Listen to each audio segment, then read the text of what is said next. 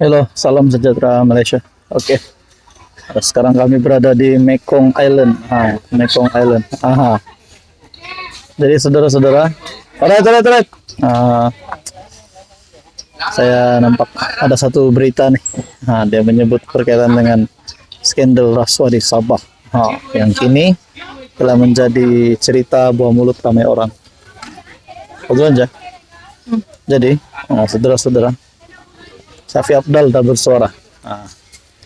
Dan sudah keluar kenyataan kenapa belum ada tangkapan.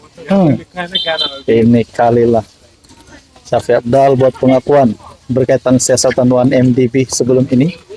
Beliau telah ditahan, sah ditangkap, direman. Dan kini Syafi Abdal, Presiden Warisan, yang juga bekas Ketua Menteri Sabah, telah membuat kenyataan, membuat persoalan kenapa belum ada tangkapan berlaku. Saudara-saudara, beberapa nama besar di dalam isu ini, skandal rasuah di Sabah, yang telah disebut. Antaranya Haji Jinor sebagai Ketua Menteri Sabah, dan juga beberapa adun yang lain. Itulah pertanyaan paling utama. Adakah nama-nama ini bersalah? Dan kalau nama-nama ini bersalah, sudah pasti ada calon Ketua Menteri yang baru, ada calon parti ataupun gabungan baru untuk menjadi kerajaan negeri.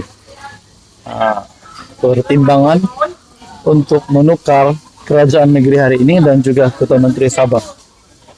Jadi menjadi pertanyaan lah, kalaulah benar-benar mereka ini bersalah, patut mereka dipecat dan ditangkap kalau mereka benar-benar bersalah. Jadi saudara-saudara yang saya hormati, tuan-tuan dan puan, Anda rasa siapakah yang akan menggantikan kepimpinan kerajaan negeri hari ini? Adakah gabungan Warisan dan UMNO Sabah, seperti yang telah kita lihat di dalam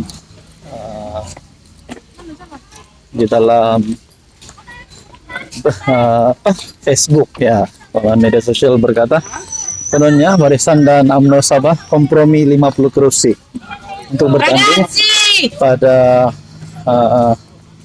PRN Sabah tahun ini. Agak-agak siapa yang akan menang, dan mungkinkah Syafi Abdal sekali lagi boleh jadi Ketua Menteri Sabah, ataupun mungkin juga Bung Mokhtar. Jadi ini semua menjadi pertanyaan dan persoalannya. Jadi teman-teman yang saya hormati, apa komen Anda berkaitan dengan isu? Sekarang bersama di dalam channel ini untuk info yang seterusnya. Terima kasih. Halo semua, salam sejahtera, salam Malaysia Madani. Saudara-saudara, agak sesak. Sekarang berada di apa itu panggil pagoda. Masih di Vietnam. Saya ternampaklah ada satu tajuk berita. Adakah Bersatu dan PAS bakal berpisah? Dan adakah sejak sampai bila UMNO akan bertahan bersama dengan DAP dalam kerajaan? Jadi antara pertanyaan dan persoalan paling utama adalah kalau PAS dan Bersatu akan berpisah, dan kalau UMNO dan DAP pula akan berpisah, apa akan berlaku selepas ini? Adakah terdapat gabungan baru? Kalau PAS dan Bersatu memang akan berpisah, sah, PN hancur, PN tiadalah, PN bubar. Dan kalau UMNO dan DAP pula berpisah di dalam kerajaan perpaduan hari ini, sama ada DAP yang keluar ataupun UMNO yang keluar, kita pun tidak tahulah.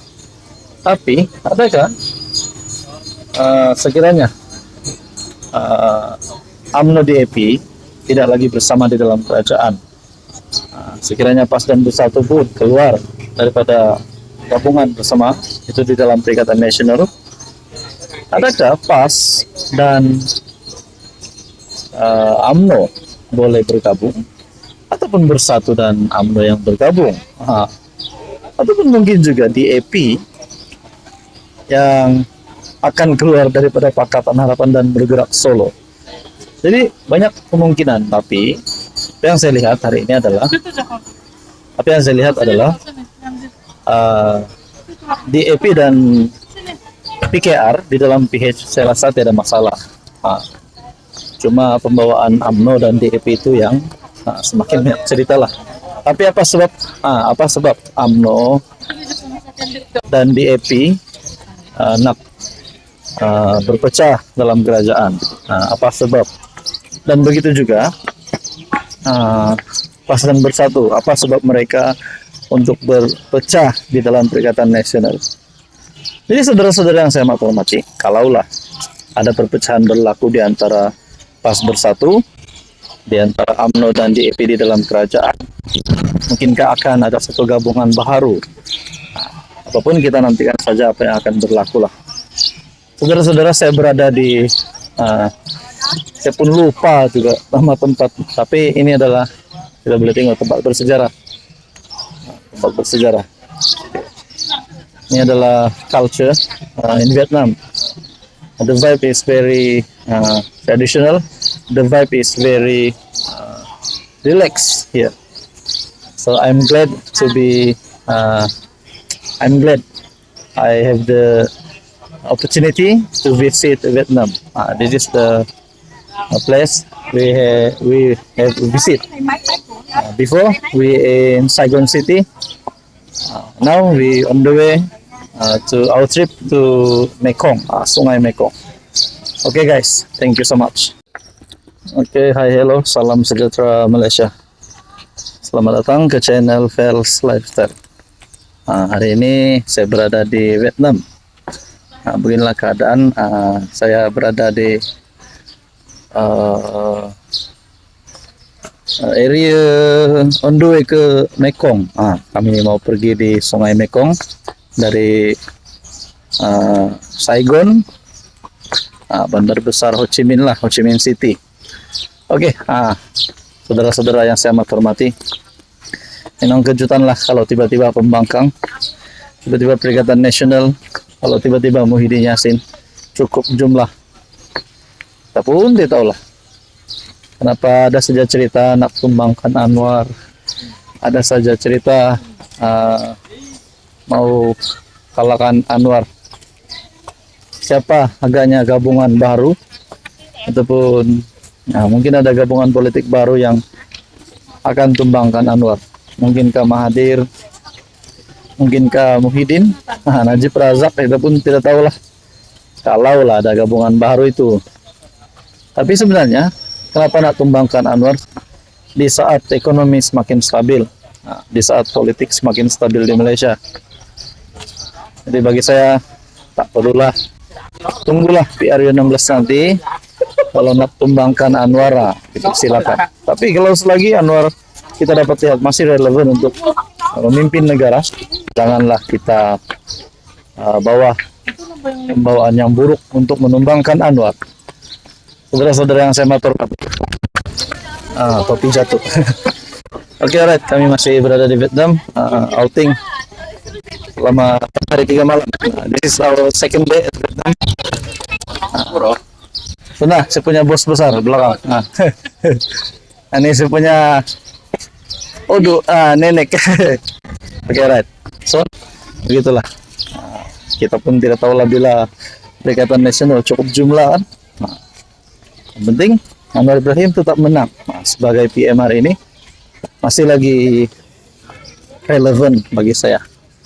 Kalau cakap PN pembangkang cukup jumlah, mungkin itu hanyalah kabar angin, cerita dongeng ataupun mimpi di siang hari.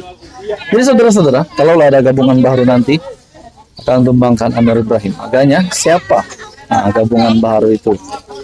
Siapakah yang mungkin akan menjadi pengganti kepada Anwar Ibrahim, Perdana Menteri ke-11?